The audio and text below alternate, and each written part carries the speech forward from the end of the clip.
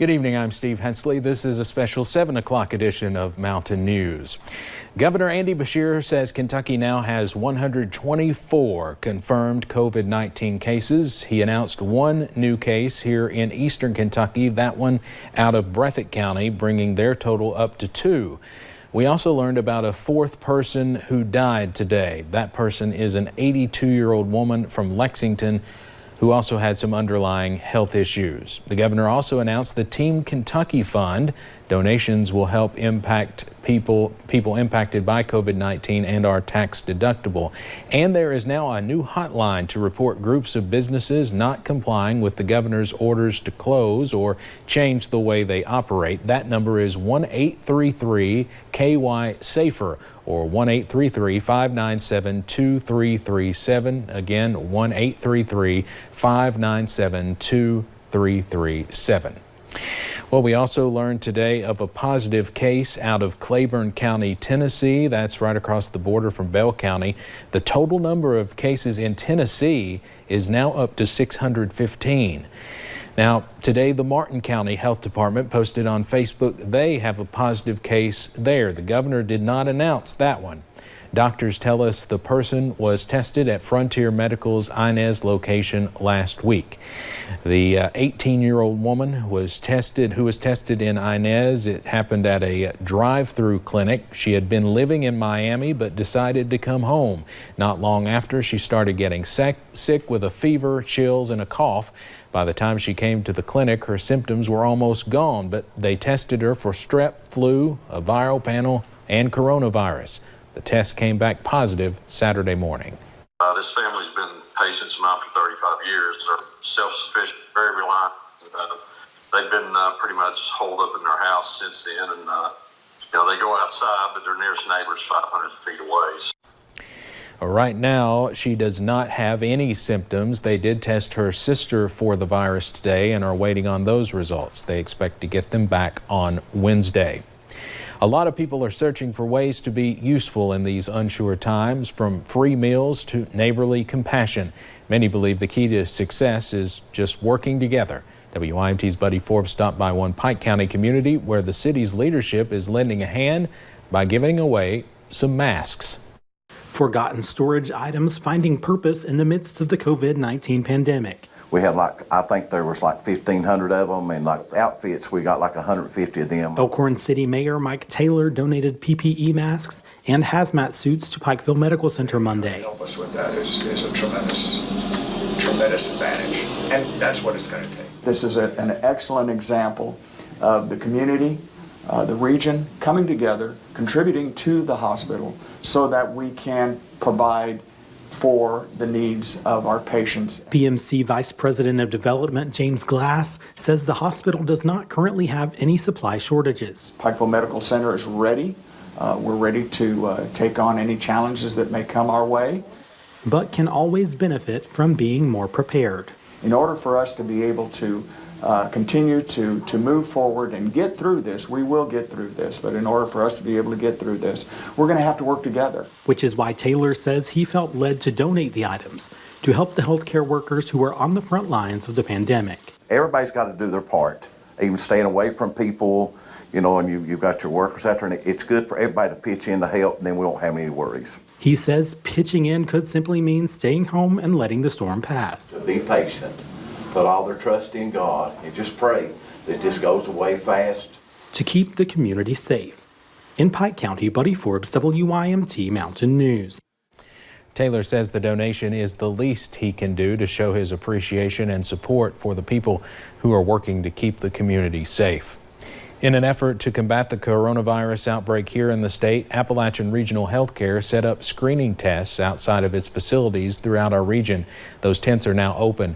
Health experts with ARH says the tents are a way to create a buffer system to keep patients and hospital staff safe. The Prestonsburg location has not yet tested anyone for COVID-19, but staff say they are prepared to do so. Earlier this morning, the U.S. Surgeon General warned this week would be rough. As Eastern Kentucky prepares for more positive cases, officials are hoping to help people with their fears. Officials continue to stress the importance of self-quarantining. While for some, they may show no signs or symptoms of having COVID-19, for others, this could be life-threatening. Officials say while it's a catchy phrase, there is one term Americans need to take to heart in order to slow the spread. What we're trying to do is flatten the curve by encouraging, the social distancing, discouraging mass gatherings, having people stay home and working from home, closing our schools. This is all about slowing the spread of COVID-19 so we don't overwhelm our healthcare system. Meanwhile, Kentucky Senator Rand Paul is in quarantine after testing positive for COVID-19. Senator Paul says he does not have any symptoms. He says he is not aware of any direct contact he had with an infected person, but he had traveled a lot recently. So far, Paul is the only senator to test positive. Today, he issued a statement calling for more testing. He said the broader the testing and the less finger pointing we have, the better. America is strong. We are a resilient people, but we are stronger when we stand together. And he is getting some heat today from some of his colleagues for not going into isolation right after he took the test. Well, UK Healthcare says they've tested more than 900 people. Only 17 of those people were confirmed to have COVID-19. And of those, 4 people had to be hospitalized. UK Healthcare says 2 of those people are still being treated but are in fair condition. UK Hospital says they are also relying on telehealth services to cut down on people having to be at the hospital. Able to assess if they're in respiratory distress, how ill they look. We ask them to take, if they have thermometers and blood pressure machines at home, to check their vitals. We even have them get close up and look at their throat if we need to. It's a video telemedicine visit. A Harrison County person who was the first patient in Kentucky has since recovered, but UK says as most people are likely to survive it, it can take about 2 weeks to completely recover.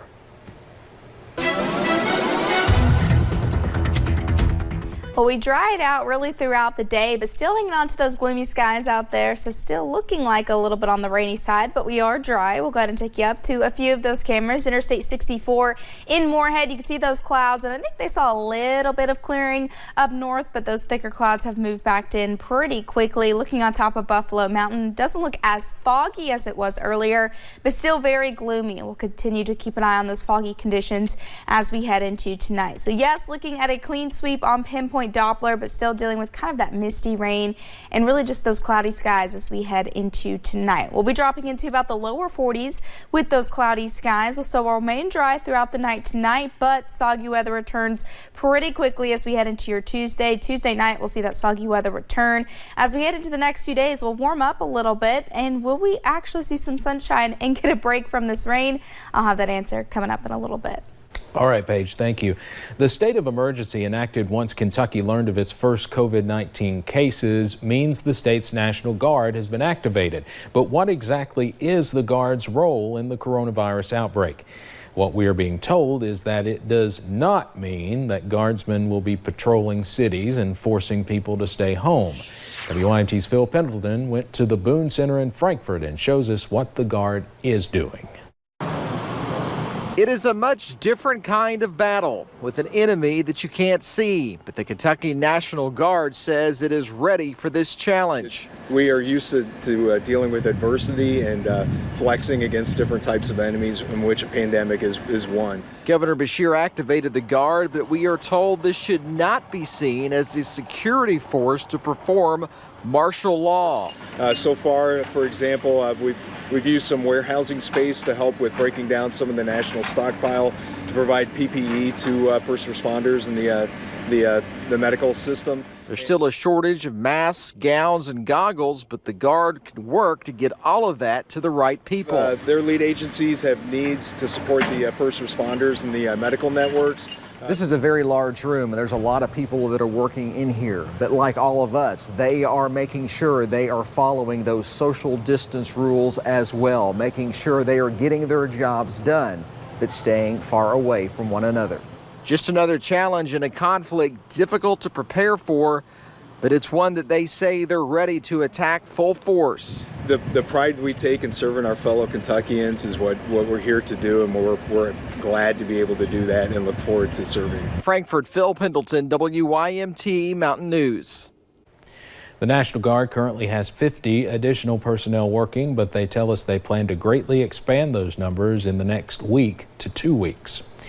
The Pikeville Community Kitchen had to close its doors for its monthly outreach, but organizers made other arrangements to make sure those in need had a hot meal. The kitchen worked with Domino's Pizza in Pikeville to give free one-topping pizzas to the people who attend the Community Kitchen's monthly meals. Organizers say it was about feeding those in need while supporting local restaurants. And Domino's representatives say the support is good for everyone. It actually increases sales because people get the word of mouth, and then they're like, oh, you guys have great pizza, you're helping the community, we want to be a part of that too, and they come on down. Around 100 pizzas were expected to be delivered or picked up by community members this afternoon. Closings continue across the Bluegrass day by day. Those changes left many small businesses with dwindling numbers, which means no money for those small business owners. WYMT's Hannah Reynolds talked to a couple that have some ideas for what the government should implement next.